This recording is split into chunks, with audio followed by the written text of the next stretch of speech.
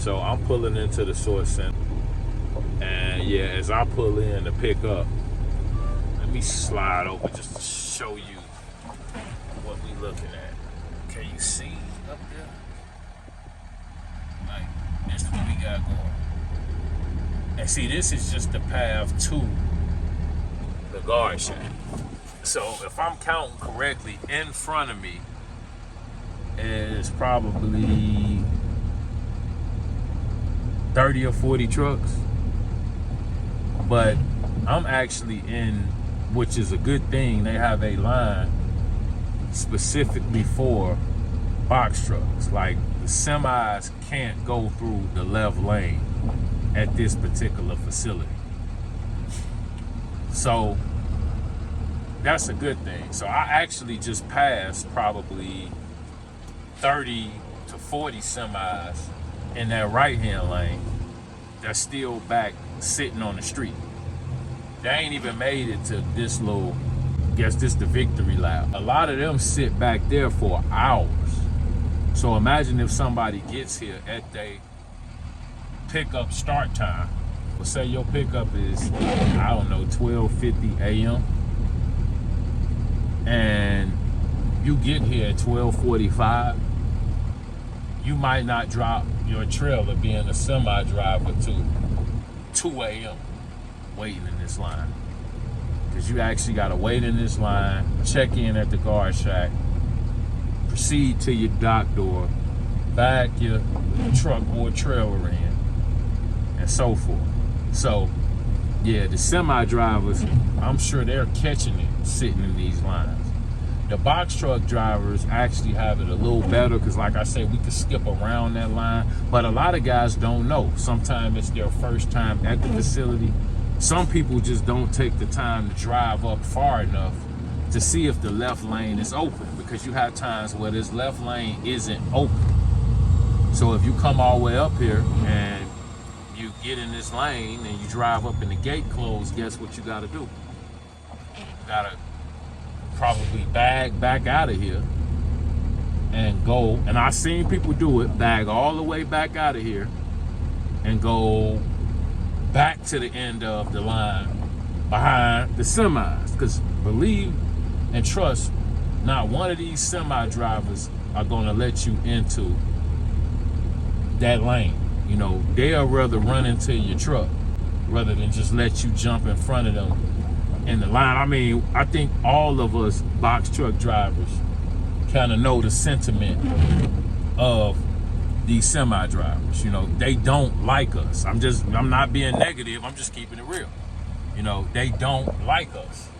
So when you on the interstate, they doing 65, you go to pass them, they kick that truck into the highest gear possible to keep you from getting up ahead of them. Or you was just doing 65 and I try to get around you to move on up ahead, and now you do 75, 80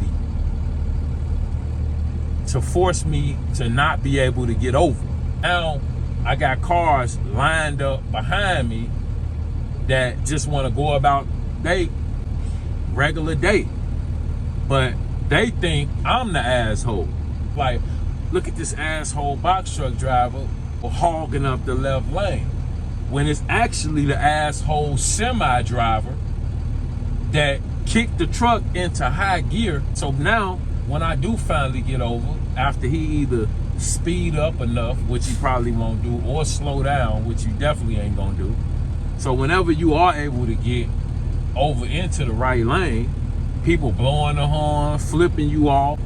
And that's what I'm saying. Sometimes you look like you're the problem when in all actuality, it's the semi driver. So you got to be careful around them. I've learned, the more I do this, to kind of just let them do what they do. If they play the speed up game as you try to pass them, just slow down and get behind them. Yeah, he probably gonna then start hitting the brakes and fucking with you that way, but I'm just being straight with you. You really don't want to get in a pissing contest with them. Like, look at a box truck compared to a semi.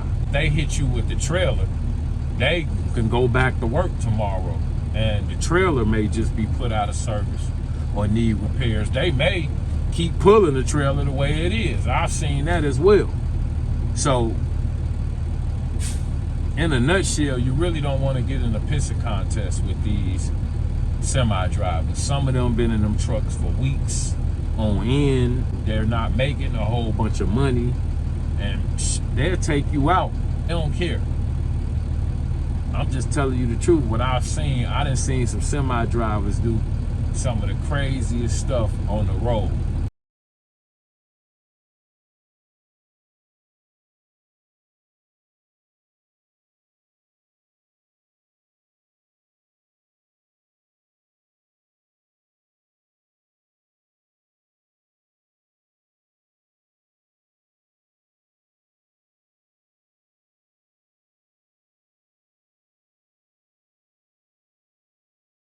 And then play the dummy role, like they don't know what just happened.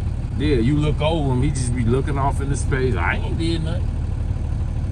So yeah, you don't want to go back and forth with them. But yeah, right now I'm sitting in this line and I'm trying to let y'all see, but yeah, it's still trucks on top of trucks.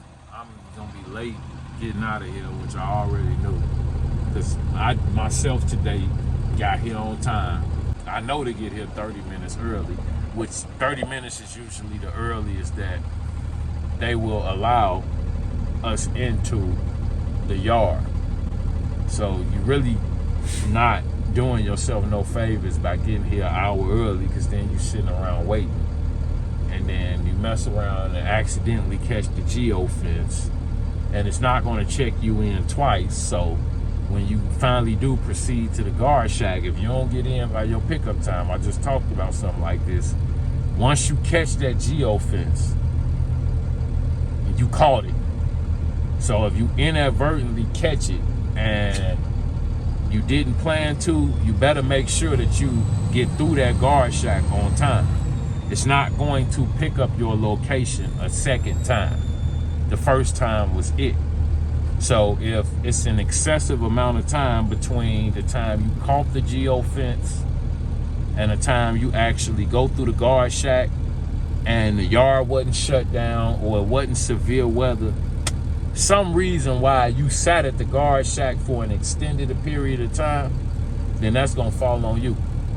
So make sure that you're not getting too close to the facility and too great of a time before it's time for you to actually check in. I had that issue, and that's actually still sitting on my performance score right now, affecting my performance score during peak. Just got to deal with it. What I will say is my performance score right now is slightly above a 95, and I'm normally way higher than that. I usually don't drop below like a 97%, because if I mess up a couple times, I'm late a couple times, then I'll turn right around and do enough trips to kind of offset that, and then make sure I'm on top of my game for the next few weeks to where I don't have another issue. But I was using poster truck, and it jammed me up a couple times to where I was late, and you could try to dispute it, but like I said, they're strict now. So if you don't have a legitimate excuse to why this, that, or the third happened, then it's gonna be very hard to get something removed from your performance score. So that's kind of just been my experience. So peak season, you definitely want to make sure that you're on top of your game, and like I said, get here 30-40 minutes early max. You know, line up, communicate with the app.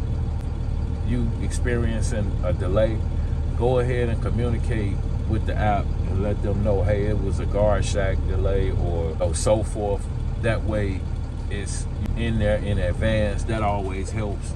Leave notes on your trips, any delays that you experience within the facility. Say you gotta wait an extended amount of time for your freight, which is then going to cause you to be late to your first, second, maybe third stop. Put that into your trip notes. Those notes are permanent, so they'll be in there forever. They cannot be removed. So if you run into an issue where, hey, I'm in here way too much time. I had 50 minutes to be in here. I was in here an hour and 50 minutes. Put that in the notes section to your trip. That way, if you ever have to dispute it or communicate the issue to ROC, when they go back to the trip, they'll see in real time, hey, at 9:59 p.m. when he was on the trip, he communicated that he was running into this issue or that issue or so forth. The more you are communicating through the app, the less problems you'll have in the long run. And that's just a little tip I'll leave y'all with.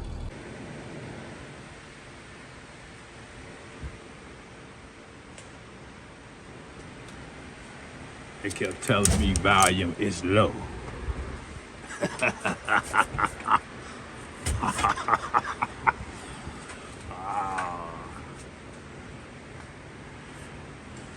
They keep telling me volume is low. But I keep getting full truck loss. Something ain't right. Maybe I'm crazy. How many skids does it look like to y'all? Can you count them? Is that a full truck low?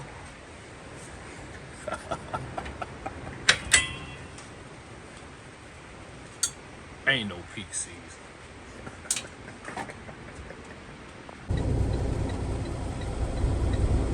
Yep, my rate per mile just went up. With this type of weather, if you're operating your truck, $5 per mile is the minimum. You can get up to 10 right now. Y'all see what just happened. I left the sort center. Ground was completely dry. I was doing 70 miles per hour. Cruise control on. Suddenly, all of the road conditions changed. And this happened. I know everybody getting $3.50, $4, $4.50 per mile right now. But this right here just made the rate go up. Inclement weather, ain't no way y'all driving for the low. Everybody talk about the Midwest. The Midwest got the best rates. This why. Now, Amazon been forecasting the storm all day long. Somehow, streets and sanitation, the snow plows, they missed the memo. Because as you can see, they ain't put nothing down on these roads. So now, I'm about to go into cheap rates again. Imagine if you take a load like this, going a couple hundred miles, for $2.50 a mile. And when I left the sort center, the ground was perfectly clear. I was doing exactly 70 miles per hour with cruise control. Once the conditions started to change, I changed the way I was driving. One of the cars ahead of me pulled over. So we currently crawling, and I ain't even hit my first stop. And like I said in one of my previous videos, I've been kind of taking more stops because they pay a higher rate usually. A lot of people don't want to do a pick and 4 drops. So those runs tend to go for a higher dollar amount. And then I have a stop where you have to manually unload the skids. So individuals don't like doing that either. So I kind of watch for these runs because they kind of put me where I want to be. But at the same time, yeah, look at what's going on right now. I really shouldn't even be recording.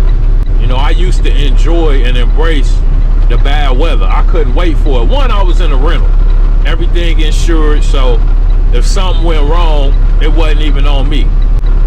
Second, I understand the fact that the worse the weather gets, the higher the rates go, because you have less drivers willing to come out and drive in this type of weather. But I'm gonna be honest, years later, even back in my cargo van, sprinter van days, like, you know, I used to float through this. I literally would go up into the mountains. I had no reserve as far as driving. And honestly, over time, just seeing and realizing, because I'm gonna tell y'all something too, like, when we out here and we driving in this, it may seem like you in control. I had a box truck come around me and he kept going, he disappeared. You know, he's probably still doing 60 miles per hour. But what I will say, this same road that I'm on right now, way further down, but same exact road, I slid off of in a cargo van, doing probably 40 miles per hour. And what it was, I had no weight on the back end. I was inexperienced, didn't understand that I needed to put sandbags or something in the back of that van when I wasn't hauling. When I was hauling, it gripped perfectly fine. But coming back empty, like I said, I ended up sliding off this same road. So we as operators get comfortable with this equipment and we think that we're in control.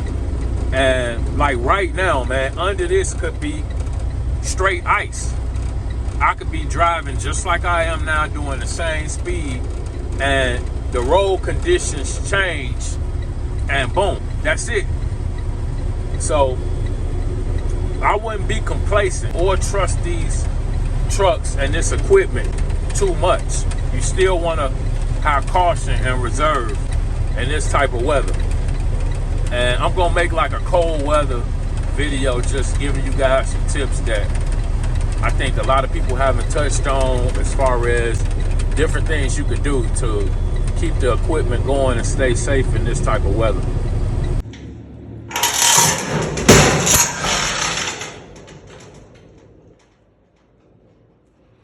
As y'all know, I like to give y'all real-time information. A big complaint coming out of the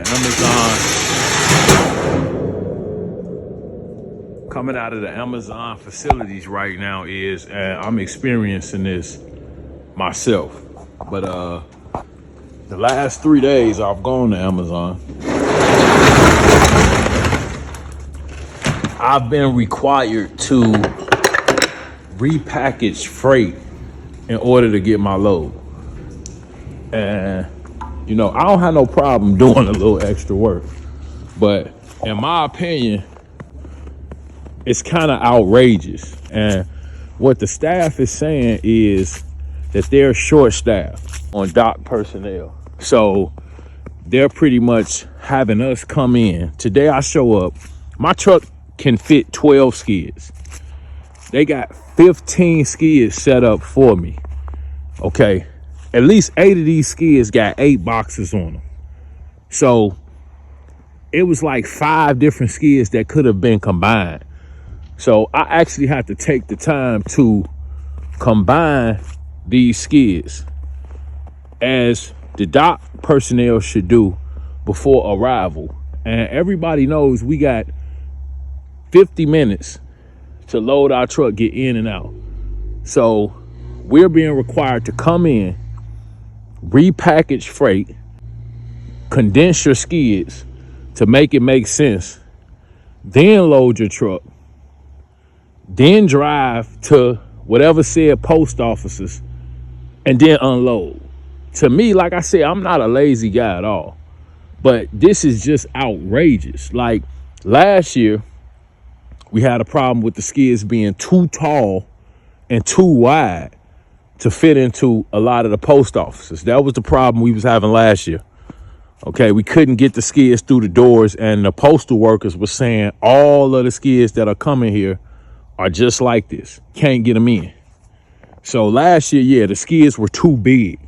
This year, the skids are damn near non-existent. You putting 8 boxes on a plastics for what? Just throw all that shit in the Gaylord and make one Gaylord. You got 5 skids that could be condensed into one. Like, make this make sense. And so now you're making us come in and then condense the skids. So forget about the time frame, the strict time frame that you setting for us to get in and out. Now we are dock personnel as well. And they're just kind of outrageous, you know. So I've been noticing this for the last week or so, that each time I go in, like I said, my truck takes 12 skids. Why is it 18 skids here for me? And like I said, it's 8 boxes on each one of these skids. So now I gotta dump all this into a Gaylord, put the stickers onto the Gaylord so I can scan them into the particular post office. This is taking me an extra 20, 25 minutes. I would like to load my 12 skids, 10 skids, 8 skids, whatever it may be, and go. But instead, I'm in here repackaging and condensing freight. It's crazy, man. Really quick, winter safety tip. If the precipitation is freezing on the windshield, like, look at my windshield. My wipers are on, but in the intermittent delays, you can see the snow still begin to freeze in between the wipes. So that's telling me that the precipitation on the ground is freezing as well. So that's something you want to look for. If it's freezing on the windshield, it's freezing on the ground. See, a lot of people still doing the regular speed limit. Another thing that a guy in a semi taught me was, in these conditions, follow the other truck's tracks to remain safe. It's my third of 4 drops. So I had a pick and 4 drops, which by Amazon's calculations is considered a 5 stopper. So I'm at my 4th stop, 1 skid here, and then 1 skid about 20 minutes away, and then I'll be about 30 minutes from home.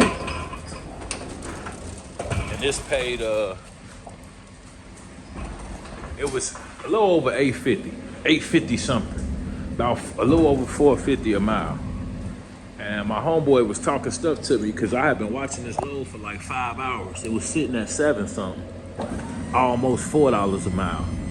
And he was like, man, that's a good rate. Exactly what he said. He said, you know, in your own truck, your cost per mile way lower.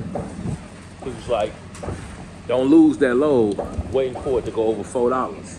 And exactly what I texted him back was, I got an obligation to the people.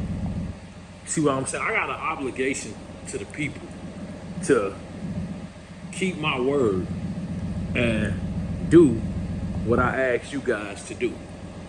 So, likewise, I waited for that load to go. 10 minutes later, it jumped up to $4.57. I believe it was a mile, like $850 for 197 miles, I believe, total.